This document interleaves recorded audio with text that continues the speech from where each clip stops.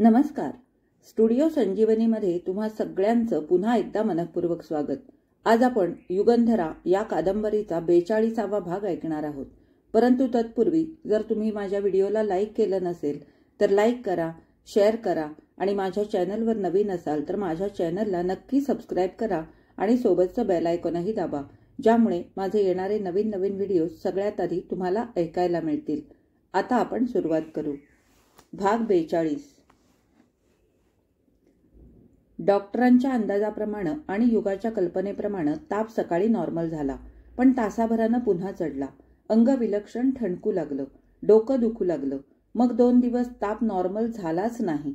भरीला भर घसा दुखायला लागला. सर्दी झाली. नाना घाबरून गेले. डॉक्टरांनी म्हटलं, नाना, घाबरण्याचं कारण नाही. हा मलेरिया प्लस इन्फ्लुएन्झा आहे.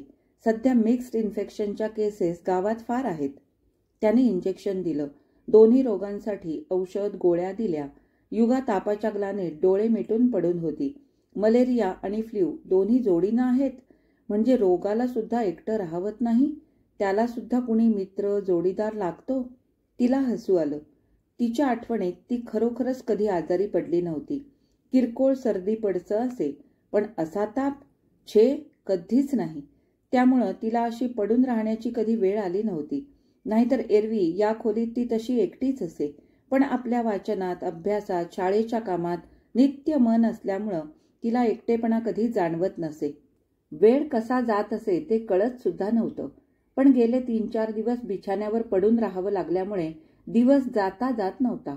आपण अगदी एकटे आहोत याची जाणीव अंगदुखीपेक्षाही जास्त ठणकत होती. वेळ जात नव्हता. घड्याळ पुढं सरकत नव्हतं. चढ उतार होणाऱ्या तापापेक्षाही ही जाणीव अधिक तापदायक वाटत होती. शरीर ठणकत होतं, पण त्यापेक्षाही मनाचा ठणका अधिक होता. काकूंची जिन्याची चढ उतार सारखी चालू होती.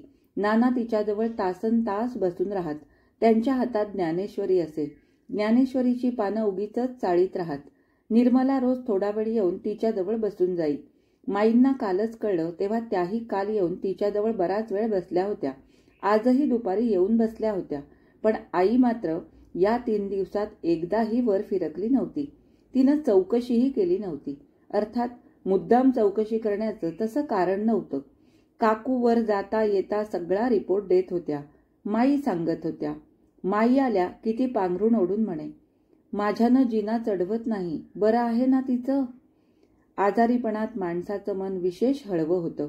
शरीराला वेदना होऊ लागल्या की त्यातलं मनही ठणकू लागतं. पूर्वी सह्य वाटलेल्या गोष्टी अशावेळी मनाला असह्य वाटू लागतात. गेले 8 दिवस तिच्या मनावर विलक्षण ताण पडला होता. ती आजारी पडली नसती तर तो ताण तिनं सहन केला असता, पण तापानं तिचं शरीर दुर्बळ बनवलं होतं. तिचं सारं मन त्यानं ढवळून काढलं होतं. नको त्या आठवणी, ज्या आठवणी तिनं मनाच्या तळाशी पार बुडवून टाकल्या होत्या, त्या आठवणी वर येऊ लागल्या. 8 दिवसांपूर्वी घडलेला प्रसंग तिच्या नजरेसमोर पुन्हा घडू लागला. आईचे अपशब्द तिच्या कानात ठणकू लागले. तिनं करा दात ओठ खाऊन दिलेला भयानक शाप एखाद्या जहाल जहरी कृष्णनागासारखा तिच्या सर्वांगाला वेढून फुत्कार सोडू लागला. तुझा नायनाट होईल, तुझा नायनाट होईल. जन्म देणाऱ्या आईचा हा शाप का? घरासाठी मी झिजते म्हणून, सगळं सहन करते म्हणून, कष्ट उपसते म्हणून? एवढा माझ्यावर हिचा का दात, का डूख? जन्म देणारी आई अशी असू शकते? कुणाला हे सांगितलं तर खरं तरी वाटेल का? मायेचे साधे 2 शब्द हिच्या तोंडून कधी ऐकले नाहीत. गेले 4 दिवस मी तापानं फणफणते. परकी येऊन बघून जातात, मायेचा हात फिरवून जातात, पण जिच्या मायेचा हात फिरायला हवा ती एका शब्दानं कधी चौकशी करीत नाही, की जवळ येऊन क्षणभर कधी उभी राहत नाही. मोलकरणीच्या मुलाला ताप आला तर त्याची किती कळकळीनं चौकशी करते, पण आपल्या पोटच्या मुलीची का असं? एवढं आपण करतो. तिच्या आजारीपणात तिची रात्रंदिवस किती सेवा केली, त्याचं काहीच का तिला वाटत नाही? आईची माया मिळू नये एवढ्या आपण दुर्दैवी का? वाटलं होतं परवा चिडून तिनं शिव्याशाप दिले, पण आपण तापाने फणफणलो आहोत हे पाहून ती सगळं विसरेल, वर येईल, जवळ बसेल. जन्मदात्री एवढी निर्दयी असू शकते? आई, हा ताप उद्या वाढला, उतरला नाही, या तापात आपला प्राण गेला तर? तर अगदी शेवटच्या घटकेला, जीव जायच्या वेळेला सुद्धा ती आपल्याजवळ यायची नाही का? का? असं काय तिचं केलंय? आई, तिच्या मिटल्या नेत्रातून गरम गरम आसवं उशीवर ओघळू लागली. तेवढ्यात जिनात कुणाचीशी पावलं वाजली. नाना का? छे, ते मधल्या सुटीत येऊन बघून गेले. तेव्हा माई आपल्याजवळ बसल्या होत्या. तासापूर्वीच त्या गेल्या. जाताना काकांना सांगून गेल्या, काही वाटलं तर मला कळवा. काकू दूध घेऊन आल्या असतील. तिनं चटकन डोळे पुसून टाकले आणि डोळे मिटून ती तशीच पडून राहिली. तिच्या कपाळावर कुणी हलकेच हात ठेवला. तो हात काकूंचा नव्हता, माईंचा नव्हता, निर्मलाचा नव्हता, काल येऊन गेलेल्या सुलभाचा नव्हता. तिनं चटकन डोळे उघडले. खाली वाकून तिच्याकडे पाहत रुचिरा उभी होती. स्वप्नात येऊन उभी असावी तशी. युगाला एकदम भडभडून आलं. रुची, रुची, रुचिरा वही. तिच्या तोंडून शब्द उमटेना. रुचीच, रुचिरा नाही आणि रुचिरा वहिनी नाही. युगानं तिचे दोन्ही हात घट्ट धरले आणि ती ओक्साबोक्शी रडू लागली. तिला हुंदके आवरेनात. तिच्या रडण्याचा आवेग एवढा प्रचंड होता की जणू लोखंडी पंजात आपले हात जखडून गेलेत असं रुचिराला वाटलं. उगी उगी युगाताई, उगी राहा, असं म्हणता म्हणता रुचिरालाच रडू कोसळलं. ती कॉटवर बसली आणि युगाच्या तोंडाजवळ वाकली. युगानं तिच्या गळ्यात आपल्या दोन्ही हातांची घट्ट मिठी घातली. मोकळ्या झालेल्या हातानं रुचिरा तिला थोपटत राहिली. दोघीही मूकपणे अश्रू ढाळीत होत्या. रुचिराच्या अश्रूने युगाचा चेहरा भिजून गेला. युगाच्या आसवाने उशी भिजली.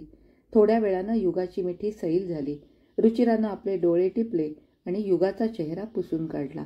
ग्रीष्मातल्या कडक उन्हानं तापून करपून कोरडी ठणठणीत झालेली तृषार्त जमीन पहिल्या पावसानं आर्द्र व्हावी, शीतल बनावी, टवटवीत दिसावी तसा युगाचा चेहरा दिसू लागला. तिनं म्हटलं, तुम्ही अचानक कशा आलात? हे बघा, आत्ताच गंगा यमुनेचा महापूर आला होता ना, त्या प्रलयात तुम्ही गेलं पार वाहून, तळाशी बुडून. तू म्हणा, पहिल्यानं रुची हाक मारली तीच खरी. युगा तिच्याकडे पाहत राहिली. मग म्हणाली, तर मग तू तरी मला तुम्ही का म्हणतेस? रुचिरा तिच्याकडे डोळे मिचकावून हसली आणि म्हणाली, तुम्ही माझ्यापेक्षा मोठ्या आहात. एखाद्या महिन्याचाच फरक असेल. रुचिरा हसली. तिच्या कानाशी लागून तिनं म्हटलं, वयानं नाही म्हणत मी, मानानं. युगानं डोळे मिटले. रुचिरा तिच्याकडे पाहत राहिली. मिटल्या नेत्री ती जणू कसलं तरी चित्र बघत होती. तिचे तापानं कोरडे पडलेले आणि फिकट झालेले ओठ कसल्याशा आंतरिक समाधानानं, स्मितानं किंचित विलग झाले. थोड्या वेळानं तिने डोळे उघडले. रुचिराचा हात हाती घेऊन आपल्या गालावर फिरवीत तिनं म्हटलं, नको, लहान मोठी असा भेद नको. रुची मी, तीच तू, आणि तू तीच मी. कबूल, ठरलं, आपण दोघी एकच. तू आता अचानक कशी आलीस ग? अगदी धावून आल्यासारखी आलीस. मगा माई येऊन गेल्या, त्या काहीच बोलल्या नाहीत. त्यांना कुठं माहीत होतं मी येणार म्हणून. खरं म्हणजे मी आज त्यांना पत्र टाकणार होते आणि परवा येणार होते. मग मग काय? अगं योगेशनं हट्ट धरला, आजीकडे जाऊया. काल त्यानं कहरच केला. दूध पिईना, काही खाईना की रात्री झोपेना. शेवटी बाबांना म्हटलं, मला बसवून द्या, मी जाते. तारपत्र काही नको. मला माहीत आहे आता. मी आले तेव्हा माई तुझ्याकडून नुकत्याच आल्या होत्या. कसला ताप आहे? डॉक्टर काका फ्ल्यू प्लस मलेरिया म्हणतायत. उद्यापर्यंत नॉर्मल झाला नाही तर पॅराटायफॉइडवर जाईल म्हणतात. उद्या नॉर्मल झाला नाही तर मग क्लोरोमायसेटिन देणार आहेत. केव्हा ताप घेतला होता? 4 वाजता. 2 होता तेव्हा. 4-4 तासांनी ताप घेऊन मांडून ठेवायला सांगितलंय. थर्मामीटर कुठं आहे? युगानं उशीखालचा थर्मामीटर काढून दिला. रुचिरानं ताप बघितला. ताप वाढला होता. 3 झाला होता. युगा, कोलन वॉटरची बाटली आहे का इथं? छे, कोलन वॉटरची पट्टी ठेवायची जरूरच पडली नाही. 2-2.5 ताप होता ना, तरी जरुरी पडली नाही? नाही ना, आणि आता सुद्धा इतका ताप आहे असं मला जाणवतच नाही. शहाणी आहेस. आमच्या घरी बाटली आहे, काकूंना आणायला पाठवते. बाटली आल्यावर तिनं युगाच्या कपाळावर पट्टी ठेवली आणि तिच्या अंगावर हात फिरवीत ती कॉटजवळ खुर्चीवर बसून राहिली. युगा, डॉक्टर संध्याकाळी येणार आहेत का? हो, नाना शाळेतून परस्पर दवाखान्यात जातील आणि डॉक्टर काकांना घेऊन येतील. थोड्या वेळानं नानांबरोबर डॉक्टर आले. त्यांनी युगाला तपासलं. त्यांनी म्हटलं, नाना, ताप वाढला तरी तसं काही काळजी करण्यासारखं नाही. मी आजच क्लोरोमायसेटिन देऊन टाकतो. उद्यापर्यंत तरी वाट कशाला बघायची. त्यांनी 1 कॅप्सूल लगेच देऊन टाकली आणि नंतर घेण्यासाठी 2 देऊन ठेवल्या. नाना डॉक्टरांना पोचवायला खाली गेले तसं युगानं म्हटलं, रुची, तू जा आता घरी. आता नाना आलेत, ते माझ्या खोलीत इथंच वाचीत बसतात. मी आता घरी जाते आणि सगळं उरकून इथं झोपायला येते. झोपायला कशाला? छे, काकू आहेत की. असू देत. रात्री रुचिरा आली. दुसऱ्या दिवशी संध्याकाळी ताप नॉर्मल झाला. 24 तास गेले. पुन्हा ताप चढला नाही, पण खोकला सुरू झाला. अशक्तपणा आला. तिचा मूळचा बांधा सडपातळ. आता या दुखण्यानं ती कृश दिसू लागली. तिचा ताप उतरेपर्यंत रुचिरा रात्रंदिवस तिच्याजवळ होती. त्यानंतर मग दुपारी येऊन संध्याकाळी उशिरापर्यंत तिच्याजवळ बसत होती. मालतीबाई आणि शाळेचा शिक्षक वर्ग तिच्या समाचाराला येऊन गेला. एवढी रजा कशाला? आता परीक्षेचे रिझल्टचे दिवस. त्याची तुला काळजी नको. तू पूर्ण बरी झाल्याशिवाय शाळेत येऊ नकोस. थोड्या दिवसात मे महिन्याची सुट्टी होईल. पण आता ताप नाही. पण किती अशक्त झालेली दिसतेस. डॉक्टरांनी परवानगी दिल्याशिवाय हजर होऊ नकोस. चांगली विश्रांती घे. युगाचा ताप नॉर्मल झाला. त्याच्या 3ऱ्या दिवशी अभिजित दिल्लीहून आला. दुपारी रुचिरानं त्याला म्हटलं, युगाताईला ताप येत होता. भारी अशक्त झाली. तुम्ही मग जाऊन तिला बघून या. मी काय डॉक्टर आहे तिला बघायला? डॉक्टर नसाल, पण माणूस तरी आहात ना.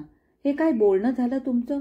जणू युगा म्हणजे पार परक्या गावातली, जन्मात कधी न पाहिलेली, न बोललेली. माणूस इतका निर्दय होऊ शकतो याची मला कल्पना नव्हती. काय केलं हो तिनं तुमचं एवढं? रुचिरा कसल्याशा आवेगात एकदम एका दमात बोलून गेली.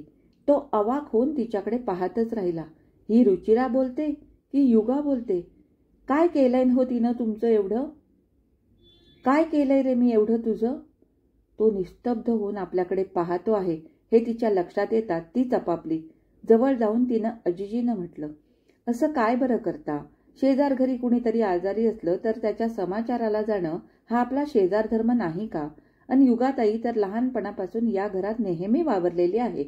युगेशच्या वेळी उलट्याने माझा जीव कासावीस झाला होता. तुम्ही अन माई तेव्हा नाशिकला गेला होतात त्यावेळी युगाताईनं माझी किती सेवा केली. सख्खी बहीण करणार नाही एवढं तिनं केलं. जाऊन या ना तुम्ही. माझ्यासाठी जाऊन या. तो किंचित हसला. ठीक आहे, जाऊन येईन. 4 वाजता चहा घेऊन तो बाहेर जायला निघाला तसं तिनं म्हटलं, युगाताईकडे जायची आठवण आहे ना? आहे. त्या युगानं तुला वेड लावलेलं दिसतंय. कुणालाही वेड लावील अशीच नाही का ती?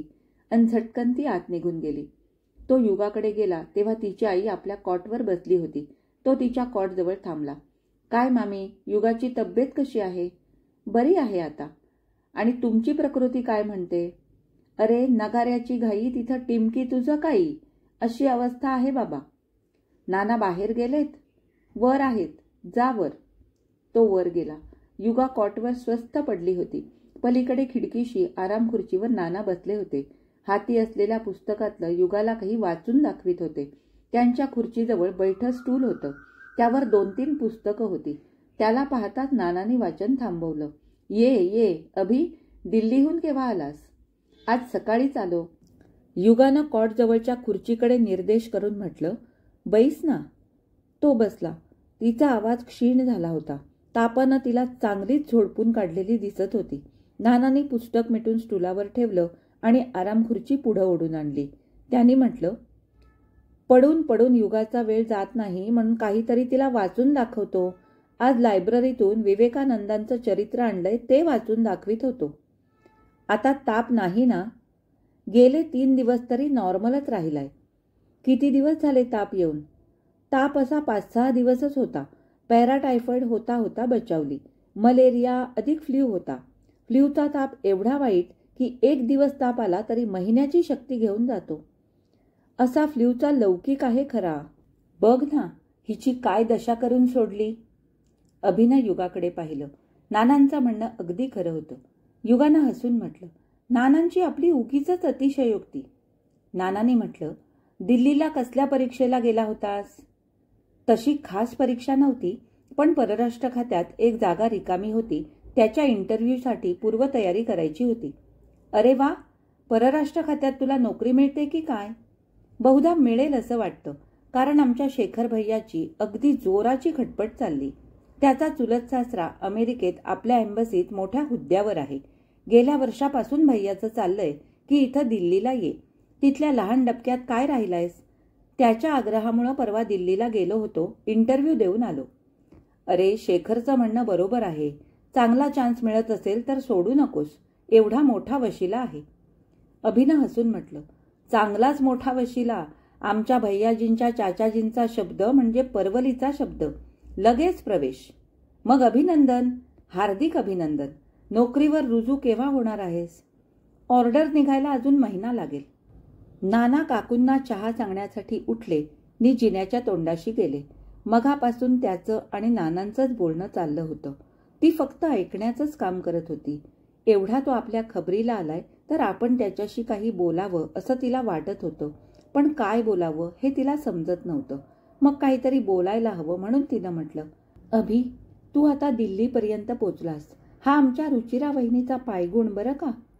त्यानं हसून म्हटलं, अगं, कर्तृत्वहीन माणसाला बायकोचा पायगुण, सासऱ्याचा वशिला अशा कुबड्या घ्याव्या लागतात.